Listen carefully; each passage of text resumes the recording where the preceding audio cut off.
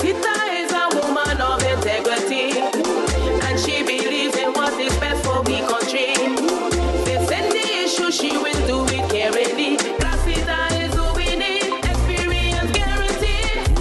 Gracita, Gracita, Gracita, Gracita, Gracita, Gracita, Gracita, Gracita. Number 6. Oh, you understand?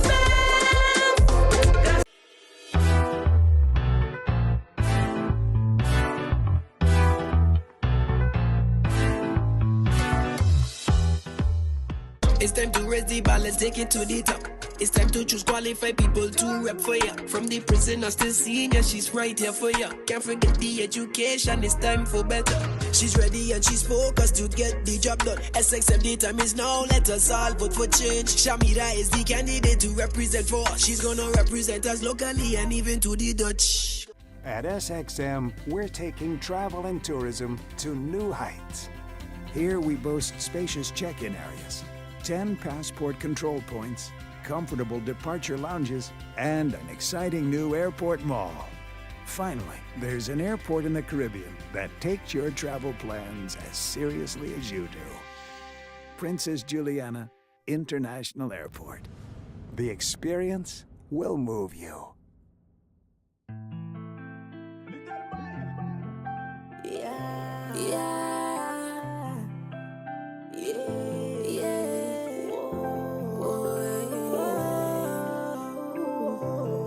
It's time to promote, so come out and vote. We not waste no time, we not make no joke. We voted for you, RSM, Julian Rolex Jr. Candidate number 9, hard time but he come to shine.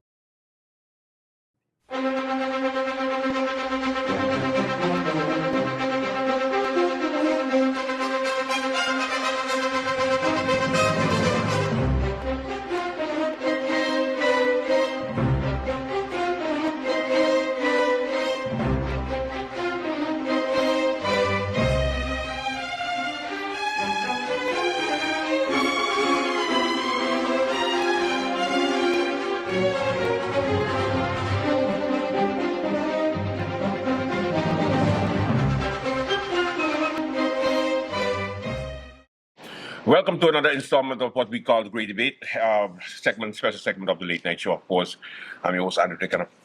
Today, we have two parties represented on the program. Now, the Democratic Party was supposed to be here today.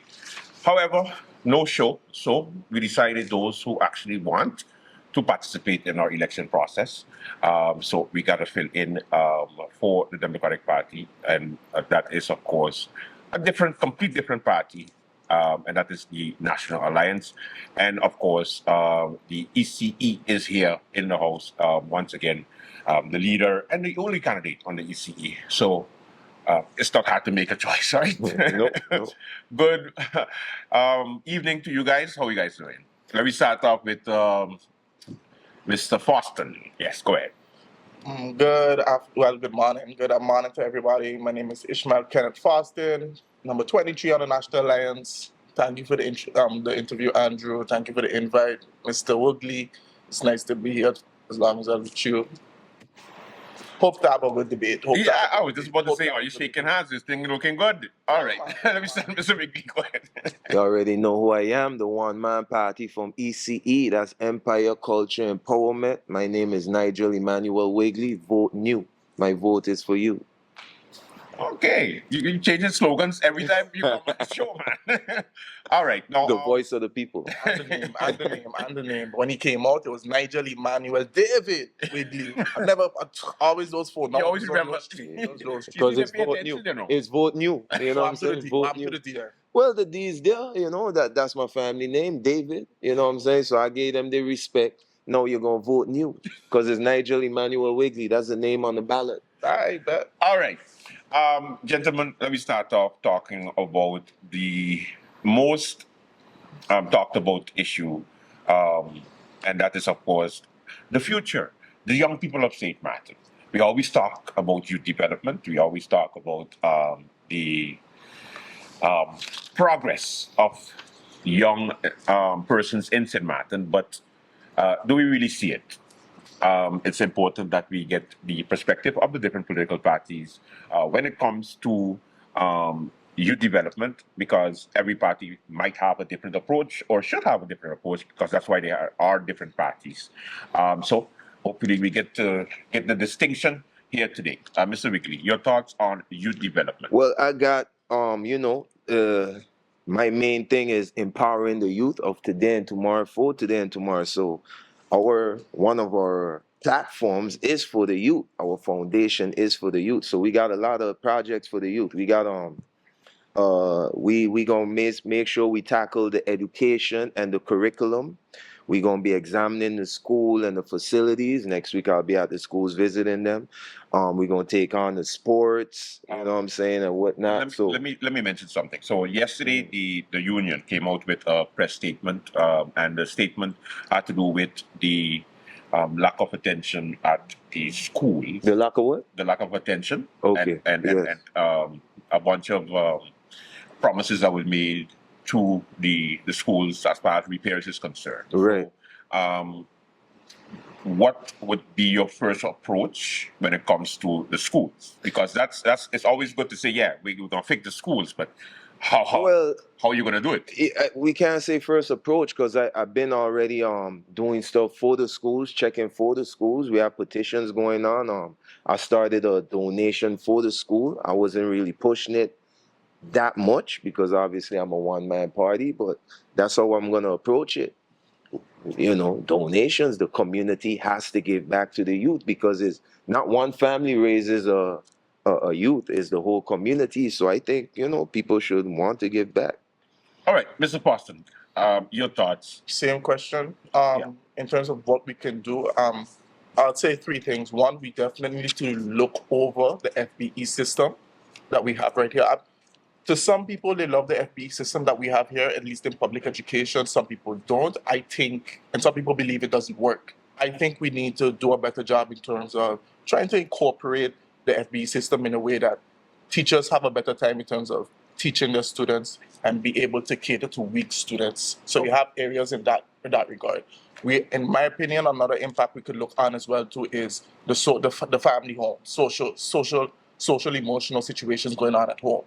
Sadly, we don't have enough social workers here on the island, which is a big problem because Mr. Wigley I'm sure Mr. Wigley will agree to this. We have a lot of families with youth at home in trouble situations. So now you're seeing the mental health of youth here on the island getting even more worse. So in a sense, but how do you attract social workers to?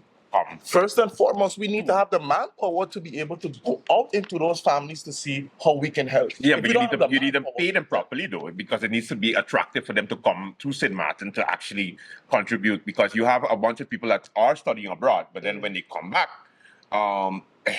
they overqualified and can't get the job. Okay, I didn't want to say it, but yeah. That's usually what happens, you know. It's like, okay, yeah, come back to St. Martin, and then when you come back, you know, you can't pay them, or they overqualified, so they end up leaving again. Mm-hmm. So it is a situation that we also need to look at to be practical.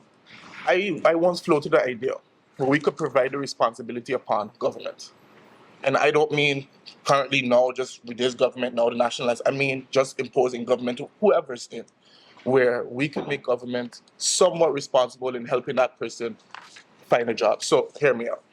When a student receives study financing from St. Martin, along with maybe the Netherlands or the university or United States, they go away, they study everything, they come back. Now, if St. Martin was responsible for helping you gain that education, let's put it on St. Martin government to be responsible to help you achieve that job for said education that you study. Okay. We could put different policies in place that would say you are not allowed to pay back, because you still have to pay back the study financing that you pay 40% as a grant, 60% as a loan. Forgive me if I have those mixed up. However, you're able to say, you know what, you're not required to pay any of that, or at a different percentage, or you start paying at a different year. Yeah. Exactly. Create different incentives where, okay, government has to make sure this person is employed by what they were sent away to study. And if not, then those requirements they have to meet to pay back their study financing kind of is a bit laxed. All right, that's an interesting point, Mr. B. Well, for me, that's all good points, right? But for me, that's wishful thinking. NA been in power, been in government for the past 4 years, nothing has been done. So I don't know how, not particularly to attack you, how you gonna make a difference and how NA is gonna make a difference. So if the people, the confidence should be in me because I'm the one that's going to come out and really try to set up policies to encourage international local students to come back, much like myself, because when they come back, what does the government provide for them? Nothing. Yeah. They say, what, you're overqualified. They don't encourage you to get a good job. If you and your family, the housing, I was just about to get to that. Give me a second. The housing ain't even there. You know what I'm saying? Imagine me coming back and I have to go back in a family house. So, and they don't be doing nothing with it. So when you say there's that, like I said, nothing against you, but that camp, that shirt you wearing, they don't do nothing for the students, nothing at all. Like I said, look at what's going on with Sunday. Nothing was done. And as far as the mental health facility, there's a lot of students that's going through this type of stuff. They're saying they got mental health issues because when they go to school, they don't teach them about our history. They teach them about their history. They don't teach them about our culture, how our ancestors was, nothing like that. We just learn about our colonizers' history. So obviously when they wake up to the truth and they want to know what's going on, the first thing they say is, oh, these youth are a little crazy. These youth ain't really, we can't program them properly. So, and then right away they say they got a mental health problem. And I could tell you that because I got some little cousins and some little youth that they head on, they know what's going on, but they don't get the type of support from the school curriculum, and... But doesn't parents have a responsibility also? The parents have a responsibility, but think about it. Look, the parents are working all day. You know what I'm saying? And secondly, they're in school most of the time of the day. The parents are working all day. When that minimum wage low, you got 2-3 jobs, you ain't got no time for your children. Listen, most responsible adults I know were raised by hardworking parents. Exactly. Okay, cool. My parents work 2 jobs. Okay, cool. So I'm listening to him. Yeah, but let's be realistic here. Let's be realistic. Yeah. Times have changed. People are more busy because they gotta survive. Let's be realistic. Your government ain't really taking care of what's need to be taken care of. So there's more stress on them. Let me give him a chance to respond. Okay, so just to rebut on just a couple points he made. I love when people say, National Alliance was there for 4 years and what they done or they didn't do nothing, ignoring stuff, accomplishments by our Minister of Justice, our Minister of Finance, things that the Prime Minister has tackled on, forgetting that that this government had to go through a pandemic that affected the world, not just St. Martin, the world. And I love how people talk as if National Alliance been in government for the last 30 years and nothing get done. It's the last 4 years, since 2020. Since then, National Alliance went on a promise of stability, holding government together along with our coalition partners, and we successfully done so. Of course, it had the rocky moments. Don't get me wrong. Yeah. It had the rocky moments. I ain't going to debate on that with anybody. But at the end of the day, it made it till the 4 years, and that's a success in itself. But isn't that to the detriment of the National Alliance, though? Because then people would go like, okay, well, then stability is the only thing that you focused on for the 4 years? Still, I would not say no, definitely not the only thing. But it's one of the main things because, okay, here, I'll give you a scenario, Andrew, and this is a scenario I give to a lot of people. If we go back in the days of before 2020, and I'm sure you could remember this all too well, Mr. Wigley, I hope he was on the island then.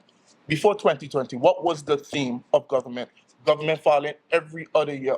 Yeah. And I stress stability a lot in my 2020 campaign. I did that immensely, simply because it don't matter what plans you have, I have, any other party have, any other outside person not in politics have.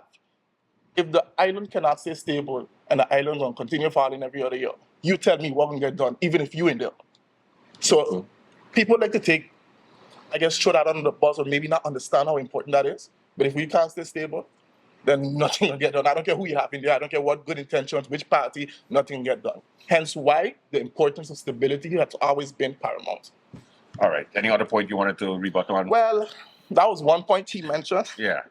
He mentioned certain things concerning the health and the youth. Now, when Mr. Wigley speaks in terms of he's been doing these things, earlier when you asked me, I said specific things that I want to tackle. The mental health, FBE system. I'll be honest, it was more stuff I wanted to go to in terms of a national after-school program when it comes to the government. However, you can't just trot and say, I'm going to be looking out or looking to fix the schools or talk to the schools. At the end of the day, the question always comes back to us politicians as how, what you're going to do, how you're going to tackle these things. It's fine and dandy to say you're going to tackle them and how, and okay, we're looking into this, but how are you going to tackle it, especially, as you say earlier, being a one-man party, being a party that has to struggle. You mentioned that you had a program that you're doing with the kids, but you haven't been up on it simply because you're a one-man party. Again, a team comes together and we try our best to make the island better. I try to avoid the bashing of this party, bashing of that party. I actually look to see what good do each party do or candidates in a certain party do, just to see the good in every party or the good that comes out, because at the end of the day, that's how we're able to pretty much work together and unify the country and get better. So for me, at the end of the day, it's just a matter of how you're going to do certain things when you say you're going to tackle this or do that or try to take on things with the youth. Okay. I'm sure you have an answer. Back to let's stick focus on the youth, because you went a little crazy with the NA and all that. Let's focus on the youth. So I want to know what have NA done with returning students in the past 4 years, because we saying, yeah, we're gonna do this, do that. Point is, a lot of students came back during the time. I don't even know if y'all did a survey to see how much of them are employed now, and how much of them are unemployed, how much of them is in their career field, or how much of them are not. Y'all didn't do no survey with that. So we would like to see a survey so we got some facts behind it.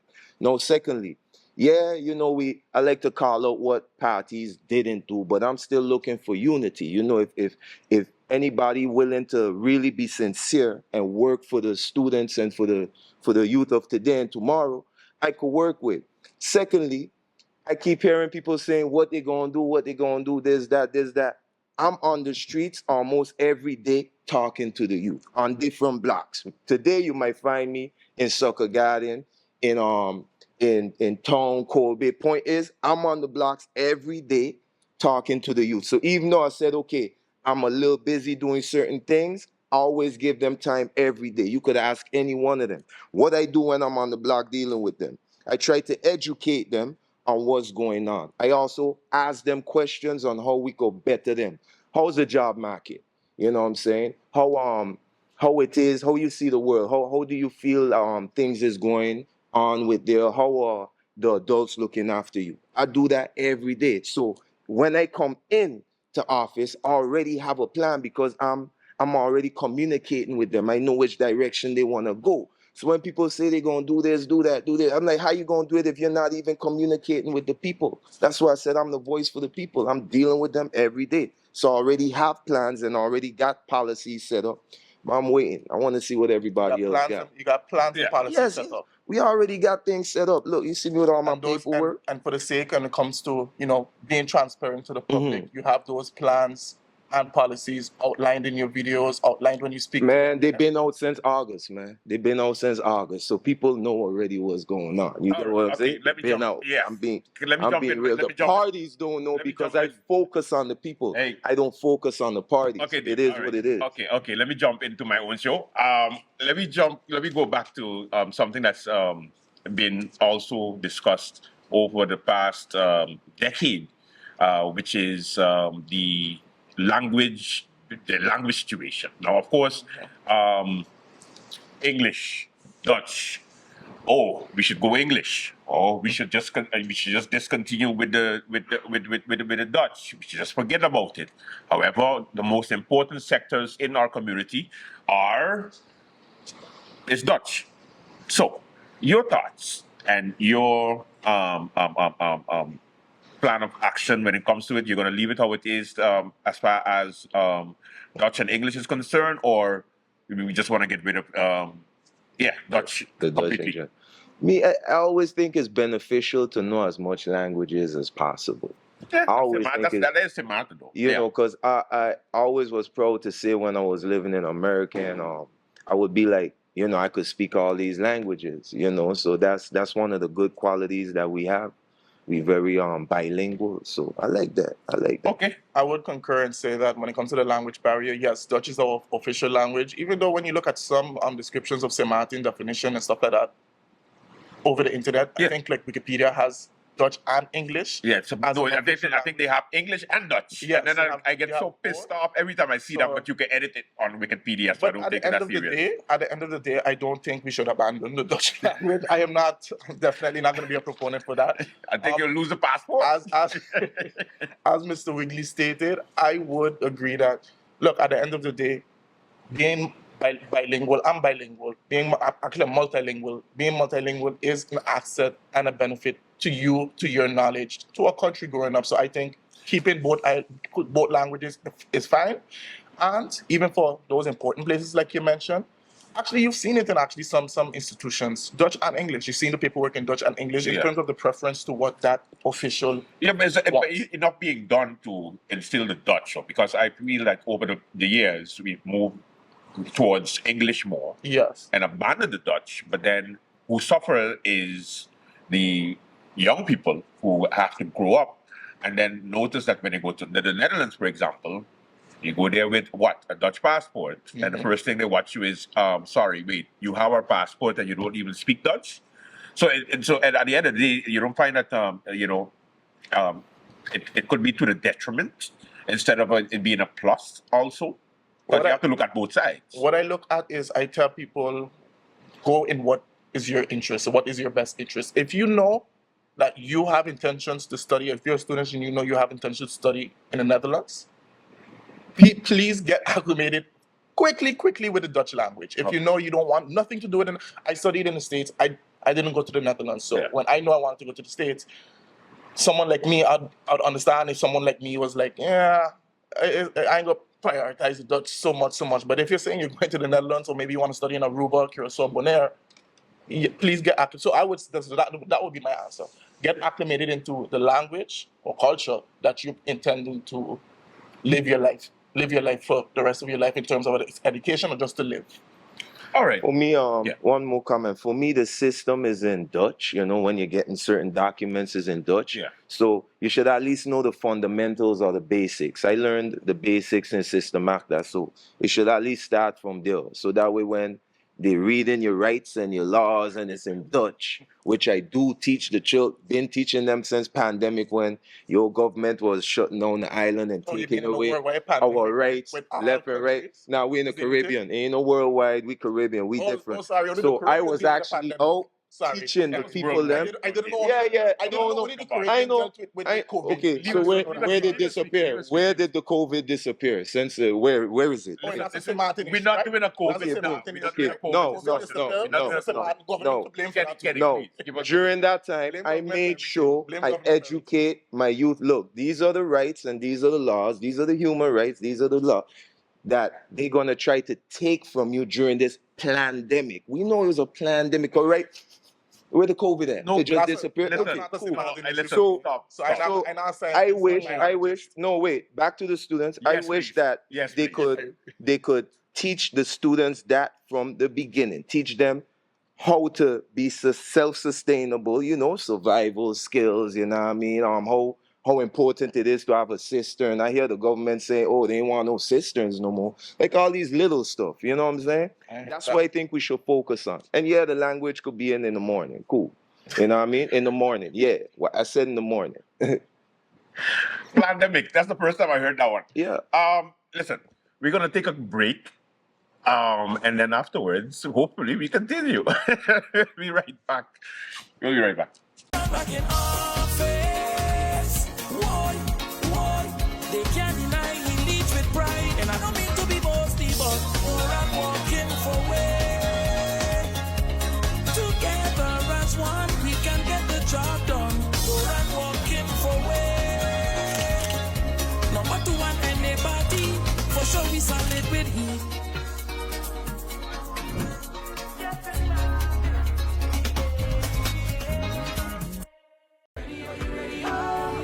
Are you ready? Can't think for no is longevity. When time go round, you gonna really see who for you and I times the reality. So please think twice when you choose to give a seat. Moving forward, we gonna need stability. Moving forward, we gonna need transparency. Cause everything you do, the people gonna need to see what you're doing in all the work you're putting in. Let your yes be a yes, and your no be a no.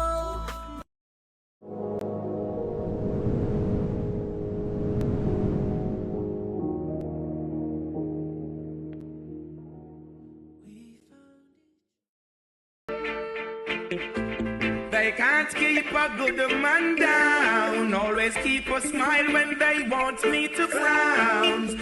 Some of them even say it's the guns on one coco. So they won't let me play. And they blaming polio. Who they think they could fool? All we know they better do fast. Polio or no polio, man we won, we must. Mama when they hear they go get the carnival. Oh, all masqueraders on here.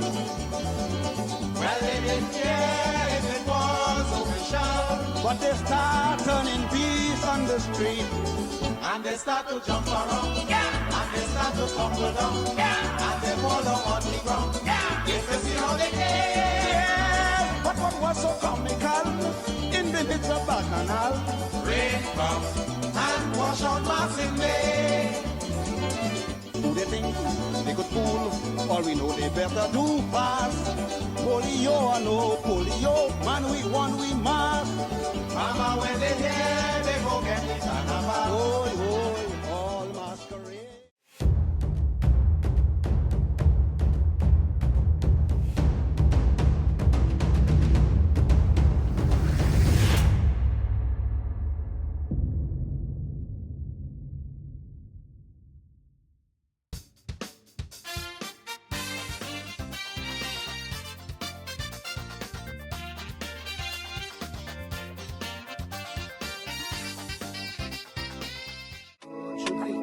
Yeah, we gon' vote for him. Yeah, we gon' vote Chupi. Yeah, we gon' vote for him. All the hard work he has done for us, a true leader for the people. Always fighting for our rights, and all the passing up so much love. Kept government up for 4 years strong, something that wasn't done for so long. Rolando Bryson's the new way up, and we are sure that he'll hold us down. Now is our time, cause we're still going up. Rolando Bryson representing we is standing up for this country. So that's why we gon' vote you, please. Now is our time, cause we're still going up. Rolando Bryson representing we is standing up for this country. I know we going up, yeah, cause we the top. Rolando Bryson's the new way up. If you be party for us, yeah, we going up, yeah, cause we the top. Rolando Bryson's the new way up. If you be party for us, if you be party. People has been a part of me and voted over Ali. A man of action and integrity, yes. Number 2, a united people party.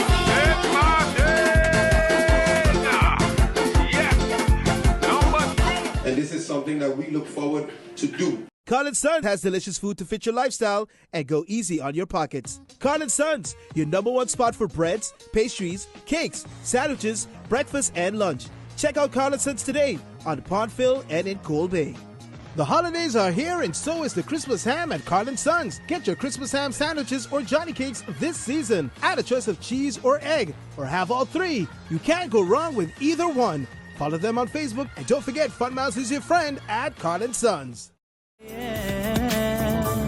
St. Martin, we probably go far, and we know, search for a sign of a change. And you know it got days when you feel like a zero. I woke up this morning, but feel like Mark Mingo. Tomorrow be a better day. Respect is the key, education gon' matter, so don't you try to run away.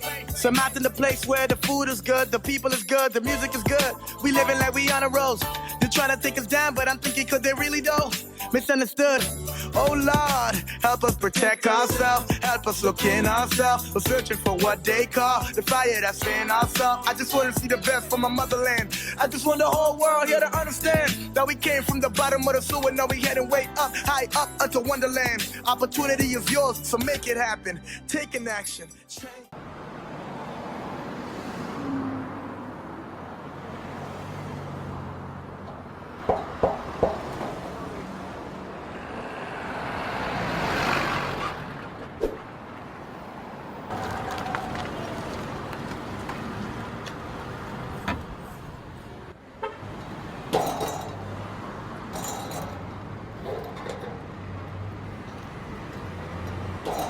Qu'est-ce que tu fais là? Qu'est-ce que tu fais là? But sorry, no sir.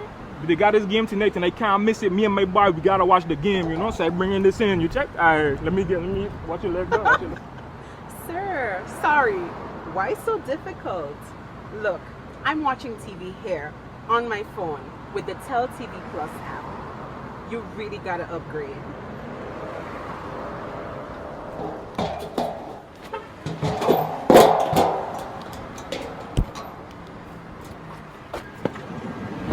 Okay, so Miss, tell me about the Tell TV Plus. I hear about this. Okay, so once you apply for Tell TV Plus, you can enjoy it anytime on the go. Anytime? Anytime. On the go? On the go. You simply download the app, log into your account at any time, sit back and enjoy.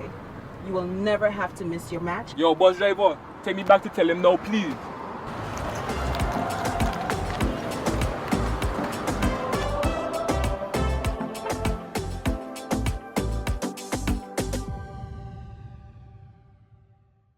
Welcome back, Late Night Show, the great debate sections where we continue to inform you.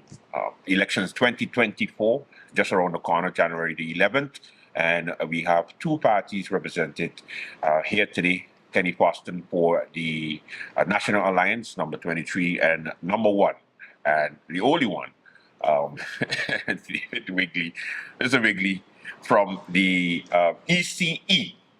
All right, crime.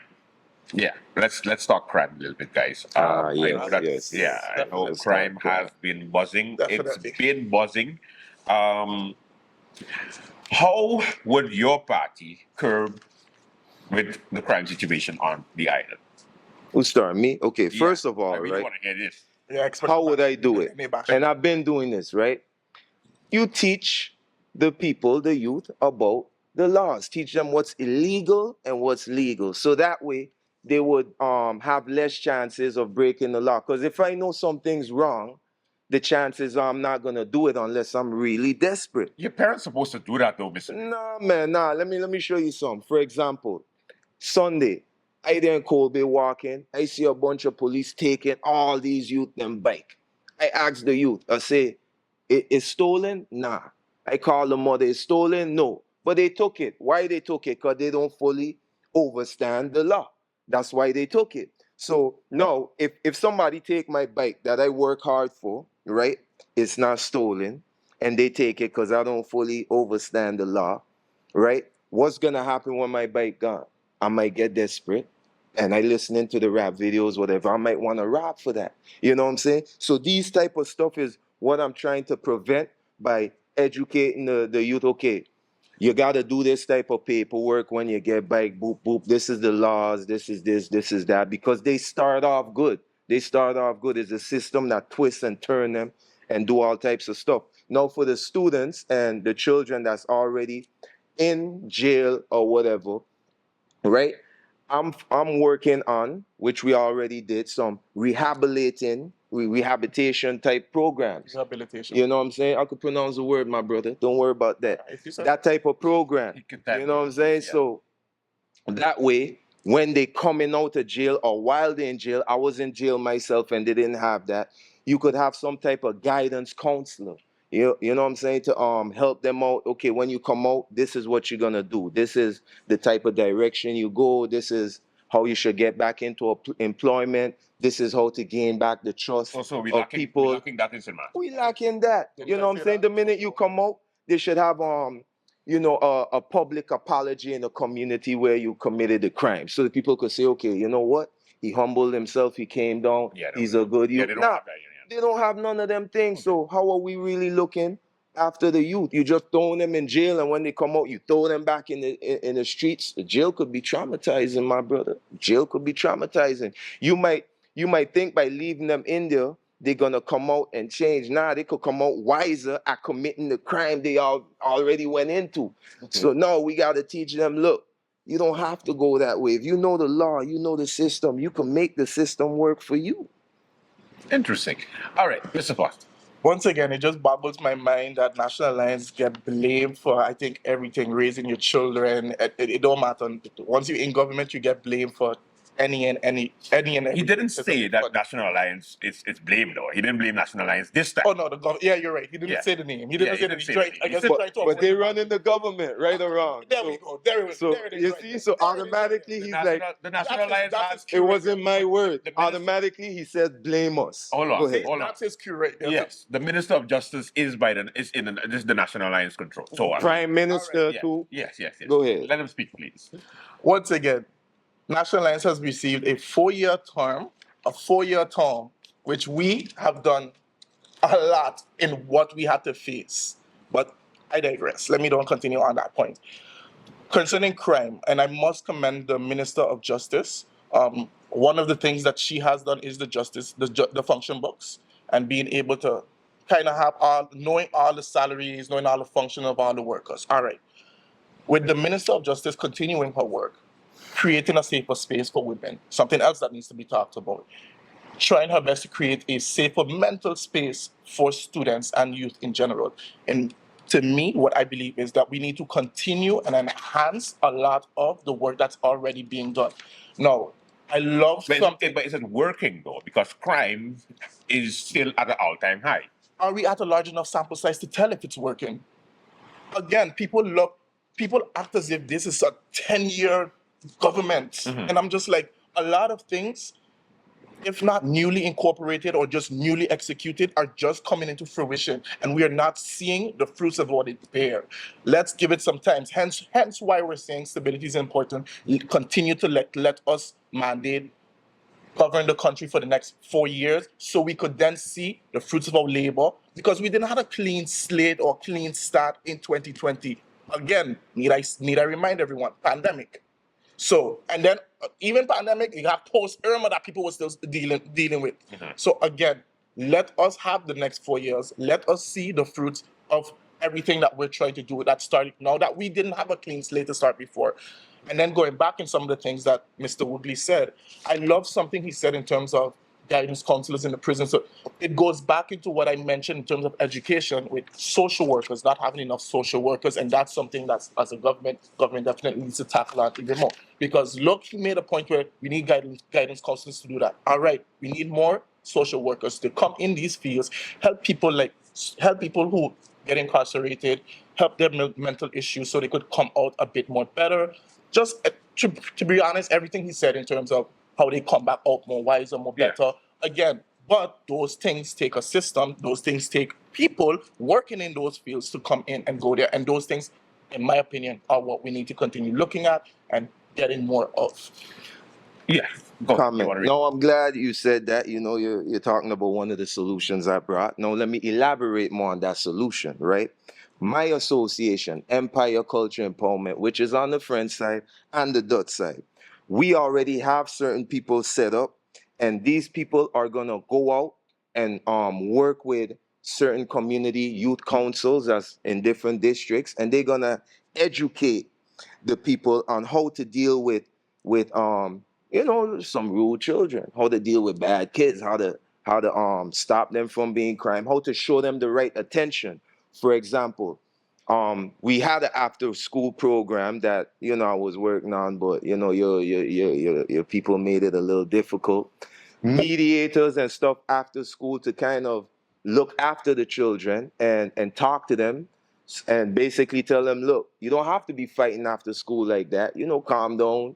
Direct the energy and the mind somewhere else. We could do that. But as far as educating the public, what we starting to do right now, we already started, is work with certain community centers. But a lot of community centers, they're looking for the money. You know what I'm saying?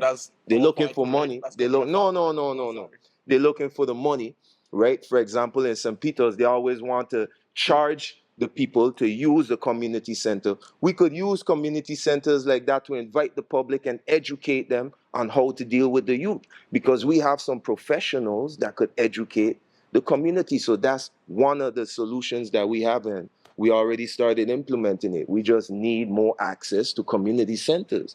The government should install something where, you know what? In every community center around the island, you should allow at least an hour a day for youth councils like us, right? associations like us to assist the youth councils to talk to the students and teach them the rights, the laws, and you know what, the music you're listening to is not good, stuff like that, whatever is influencing that should be implemented, that should be there. So if your government didn't do it then, it's up to us to put them back in to do that. No, they do not care about the youth at all. This is what we need to do. No, let me mention also. It's important that we mention that, you know, upkeep of facilities is something that doesn't only fall with government, but also organizations that are placed at these community councils. So it's very important that people know the distinction between government having to being responsible for the governing of the island, and then also you have organizations over these facilities. Now, obviously, these organizations need money, need funds. Well, we got volunteers. They get paid out of our own pockets. We got volunteers. We got like 10 volunteers. So we doing this for free. We've been doing it for free. Continue. That's a good point. So, but we love the youth. Okay. But it's important to make that distinction. Okay. So there's organizations that are over the facilities, and then you have government that has a responsibility to make sure that these organizations function. And then there's another aspect, which is the community councils. So you can't put them all in one basket, Mr. McGee. So that's the reason why I mentioned it, because they are different factors when it comes to these community centers, and some are, yes, makes no sense sometimes to me, but yeah. So as a young man growing up, I had that same problem whereby I wanted to do some fundraisers for the school, and I would go to the same community centers, and I thought it was just like how you thought they were supposed to help the community. Yeah, they don't help. You go to the center and you say, hey, I want to do this for the school. Is it possible? And they would be like, okay, $500. In school, what are you talking about? That's the problem. You know, so I understand what you're saying. And some districts don't even have community centers. Look at Cold Bay. Yeah. Look how big Cold Bay area is. That's one of the biggest districts at the whole west side. Where's the community center there? I was just talking to some of the youth over there. I think would disagree, you know. They say Cold Bay is pretty big. They said that, look, we don't have a community center, but you know, this is popping up, that popping up, this Yeah. Everybody goes to Simpson Bay Community Center, I guess. Nah, we need one in the Cold Bay, K-Bay area. That's a good one. Yes. So in terms of the community centers and all those that you mentioned, those initiatives or those things that you said you've done and all the professionals that you have, it just comes to my opinion that sometimes, then that's why I asked you earlier if government to blame for that as well too. Of course they are. Oh, so now you're saying government is to blame for that as well? Of course, the youth should be the future is what. So again, going back to, you blame government. Listen, you stub your toe and walking down the road, you blame government as well too. You blame government for everything. Yeah, we pay road tax if you fix the road. I stub my toe. So there you go. My axle go out of hand. The government, bro. According to ECE, everything that happens to you bump yourself, you cut yourself by accident, government fault. But make a point, please. There we go. In terms of the community centers, I love the fact that Andrew broke it down and explained how it works. Right. Because although you're coming into this, and I definitely commend what you do. However, you do definitely lack some knowledge in some areas. So you think government... Be specific. What areas are lack knowledge? Political knowledge being one. Okay. No, be specific in what areas are lack overall knowledge. Political knowledge, how the system works. Yeah, let him give him a chance to finish his point. When Andrew mentioned in terms of the fact that it's an organizational structure, in terms of the community center, that's why I asked you the question, is government to blame for that, before Andrew gave that explanation. Some things are outside of the government control, and we as people, and I'm saying politicians, people have to work along with each other. So sometimes it is up to us, and I'm not talking in a political aspect. It is up to us. One of my fellow candidates has a slogan called Rebuilding a Village. She's very old school minded like myself, so going back to the days where a village raised a community. A lot of things that you've mentioned in terms of our youth and everything, I feel goes back to how we raise. Me personally, I don't have my children yet, but when I have my child, I'm not leaving it up to the responsibility of the government to raise my child, to teach my child right or wrong, laws, things that needs to happen, so they don't end up getting locked up, so they don't take a bike and not know what the paperwork for the bike is. We need to go back and rebuilding the village. When you talk about educating people, okay, that's fine. But we can't just put it on government and say the famous line, because everybody wants to be so anti-establishment and say government fault, government fault, government. We as people need to take our own responsibility in how we develop our communities. But then it comes back to the point of the National Alliance being there for the past 4 years. Yes. So at the end of the day, and that's I think Mr. Being in the education system, being in the education field, I have seen improvements in our education system. Okay. We've even digitized certain things that makes life easier for teachers, students, and youth here on the island. Give me some examples. Okay. Yeah, please. I'll give you a very easy one. We went to transition from chalkboards to digiboards. At first, I was happy about it. Me being a tech guy, I was very happy about it. But I saw some of the disgruntled teachers around, and from different schools, mind you, talk to them about it, and they were a bit hesitant. They were a bit pushed back. Now, it was my job to come in, having knowledge of this, to tell them what would be the benefits of something like this, and it would be a good thing. Eventually, it was incorporated, and I witnessed with my own eyes how teachers are using it, teaching with the students, interacting, and the students are more engaged to learn because it's not a chalkboard they could write. It's a digiboard. They could look up stuff. They could tap a game. An educational game could be placed upon the digiboard, and they could be interactive with the games. It gives a whole new way of learning, especially in this technological era that we're in. Again, that is improvement and enhancement, advancement when it comes to our education system. If you're telling me you're finding a creative way to get the children engaged in learning, that's great. That's great. You mentioned earlier, we have a problem with the lack of attention span. Again, we need more creative ways, and that is one of them. That example is one of them. More creative ways in educating our youth. All right. Wait, hold on. Yeah. One more thing. He's mentioned something, but I ain't got no political knowledge. Let's get back to reality, right? Politics is simple. They're a managing organization that's over the people. It's that simple. Ain't nothing too crazy. If you got a business, you the boss, you managing, that's it. Ain't nothing too crazy. No interpretation. Yeah, yes, definitely. No. I'm gonna finish it. Right? So now you're talking about no political knowledge. We're talking about the youth. All we gotta do is give them love and attention. You don't need no political knowledge for that. Now let's move forward. Now let's move forward. I go back to blaming the government because here you gotta pay for freedom. If you got a bike that you bought, you gotta pay the government for the license plate. You gotta do this, you gotta do that. You don't need no political knowledge to say, okay, I'm not free to do anything. That's just the way it is. So yeah, the government is to blame because everything your freedom, you gotta pay for your freedom, bro. Okay, and they're controlling your freedom as well. So now when we go back to the youth and whatnot, when you said about rebuilding and all those type of stuff, is basically we still got to go back to the government because they are managing everything. And if they care so much about the students, how come they ain't got no lockers in none of the schools yet? I remember since I was young, I used to be carrying issues like finishing reconstructions of schools. Let him finish. Man, the kids are walking around with heavy bags, right? After being in hot schools all day, no AC. They had a heat wave going on. The government, instead, they let me put some ACs, they'll be talking about the budget, this, that, all type of silly stuff they'll be talking about. So the budget is silly stuff. No. I'm just making a point. Yeah. They are not giving the student proper attention. That is the problem.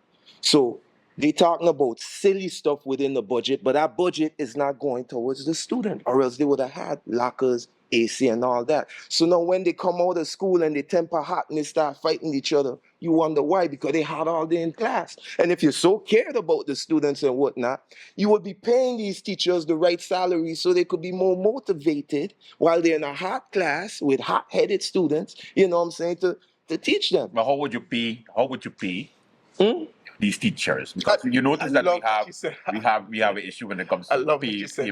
Okay. I just wanted to get all right. How would you pay, right? How would you pay, right? Okay. Especially for silly things like the in order for me to know exactly how to pay, your government has to be more transparent. They're not transparent. So if you want me to answer certain questions, I gotta have paperwork for me to say, okay, we could get rid of that, we could get rid of that, we could get rid of that. Now, if you just ask me like that, how am I gonna say that? There's no transparency. I remember for election, I had to I couldn't even find the electoral ordinance, but I got it here. They have to send it. So all these little stuff, you guys don't create transparency for the people. So now if I want to bring a solution to the government as an association, how would I bring a solution if there's nothing for me to work with? That's why when I hear this political knowledge, if you don't know, you don't know. Where's the transparency? That's the problem. Hold on. Okay. There is something that you said that I wanted to make sure that we get that straight. But the political knowledge part that Mr. Parson mentioned, I don't necessarily agree with it 100% because Mr. Wigley did go the route of being one of the few associations to actually, or citizens to go the right way with a petition. Because many people don't know about the whole petition process that Parliament has to respond to, that Parliament has to handle based on the fact that he is or he has a group or whatever. No, sure. So once again, I'm gonna reiterate what I said a little bit earlier. That I definitely give this young man a lot of respect, and the fact that he's doing this, especially like he said by himself, takes a lot of courage. I don't think people understand. When you outside, when you outside and you talk in, you could say all what you want. But when you decide to put yourself in it, which is what Mr. Wigley has done, so I definitely commend you, and I definitely you have immense respect from me for that route you've taken. Now, going back to my comment when I mentioned political knowledge, it's fine when you have the Constitution and you read the Constitution over, and then you could. I know it's very real, by the way. I agree. I believe that. But if you don't have it, how can you know it? And you're able to know it in the back of your head. That's definitely commendable. But when I talk about political knowledge, I'm talking about politics. I'm talking about what has been going on with politics. How the system works, or how certain things work in the system, or basic things that someone, for example, like someone who's just coming out of high school, or you know what? No, I'm going to extreme with it. Just the average person down the road. I would say similar things about them as well too. Some people don't even know how much members of parliament or ministers that we have. Long story short, it's just basic knowledge that when you enter the field of politics, you're expected to know. So that's the area I'm coming at when I'm saying that you lack, and of course you're doing your due diligence and trying to gain that knowledge. So that I give you some respect for. However, in some of the things you mentioned in terms of how it works and government been there before and all these different things, it just is my opinion. Just my opinion, of course, is you can't go in saying, okay, I don't know this or I don't know. You mentioned just now about worrying about silly things like the budget. If you're in the political arena, you know the budget is nothing silly. The budget is a general thing. No, what is the budget for? You guys talk about the budget for the island. The budget for the island. And no, it's for the island, but be specific. The budget is for the whole island. When you watch things like no, when I say in the meeting, you gotta be specific. But let's specific. Wait. Hello. Let's get it together, please. Right. No back and forth. No, I know. Just allow him to finish. Yeah, Come on, we civilize people here. So the budget is for the whole island. When you watch things like the parliamentary budgetary debates, they break down everything for you in all its specificity. So you're able to be, hey, this is what the money is being spent on education, and members of parliament can agree or disagree or make some amendments in terms of what the budget looks like for that specific thing, which in one of our last budget debates, I think last year, the Minister of Education brought his presentation forwards. He received some amendments, suggestions by different parties. Also, too, the budget is even more important to the point where this is where you get to see, and this is going back to the question you asked earlier in terms of how we get those teachers, the money and those things. The budget is where you see you're able to, okay, this is what the ministry is spending money on. You know what? I don't like the fact that we spend this amount of money on this. Let's take that away, and then we could put that in afternoon school programs or paying teachers more or getting some more social workers.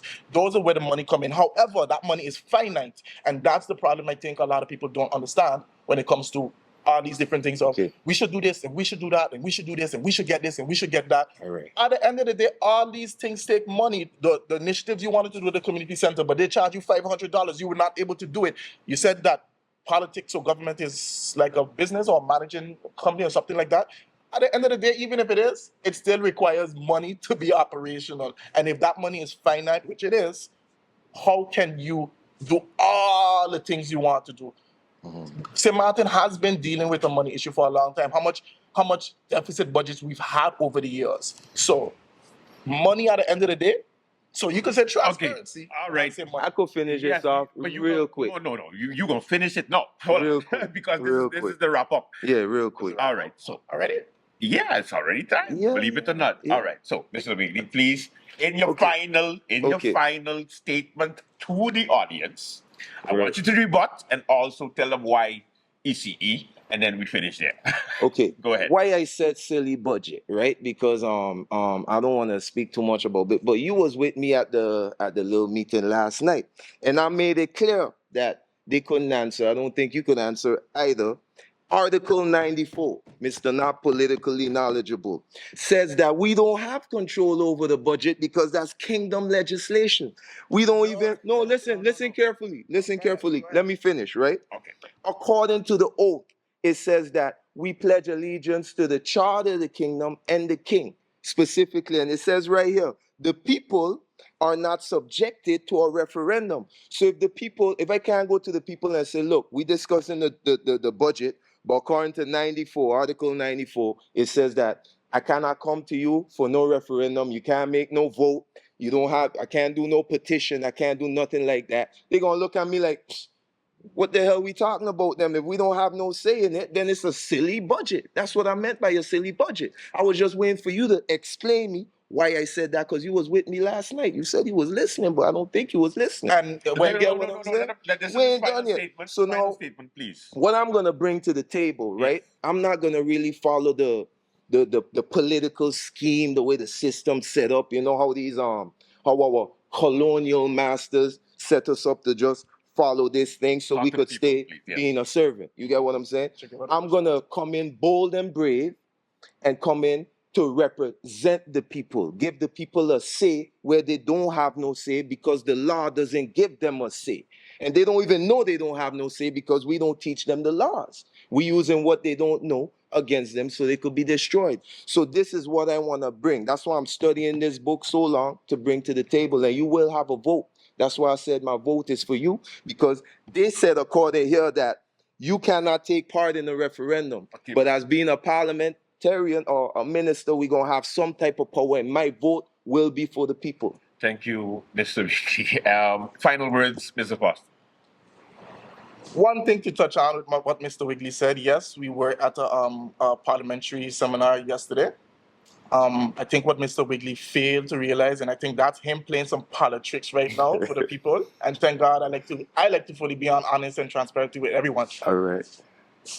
Mr. Wigley did receive an answer from the Secretary General of Parliament concerning that same question, and he clarified and broke it down. So I'm wondering why. So I don't know. So you're saying you didn't listen. So I don't know if you listened to that answer you received, but hey, you could definitely reach out to Mr. Garrett. Okay. I'm sure he could definitely give you that same answer again to that same thing you said. That was it a yes or no answer? Let him finalize. This is final comment. Yes, please. So that just to address that. So hopefully the Secretary General could answer him again on what he answered him in terms of that inaccurate statement. Now, concerning my final statements, at the end of the day, I tell people this. Last election, I ran on strong focus on stability, because I believe if we have a stable government, we're able to do a lot of things for the country. There's a lot of people, candidates, party, politicians that do not want to see this. Even political public figures do not want to see the continuous work, or they themselves want to put themselves in power for whatever greed. I urge the people of St. Martin to don't be fooled. Continue looking at a lot of the good that's being done. It's easy to see the negatives, but look at the good that's being done. Look at all the parties, pound for pound. Look at everyone's accomplishments, and of course, make a decision. And come January 11, 2024, I urge you to vote National Alliance. Vote for me, number 23, on the National Alliance slate. Or you just doing a whole pose off now? All right. all of them Shout out to Andrew for the free promo. Free advertise. Yes, no problem. Respect, my brother. It's all love. Thank you, guys. It's all Once love. again, I give this man a lot of respect. For real, for real. What you doing, one man, everything. I do see you on the roads and everything. I give you a lot of pay respect. attention. And not just that, right? People like you, I'm looking forward to work with, right? I don't have no, like I said, I don't have no problem with the whole party. I try to point out the issues and who's over the issues. But if I see sincere people like you that wants to make a difference, then I'm cool to work. All right. Okay. That does it for the debate. Kumbaya. See you tomorrow. And then, of course, we'll have another interesting program. Thanks for watching. Till tomorrow. Bye-bye.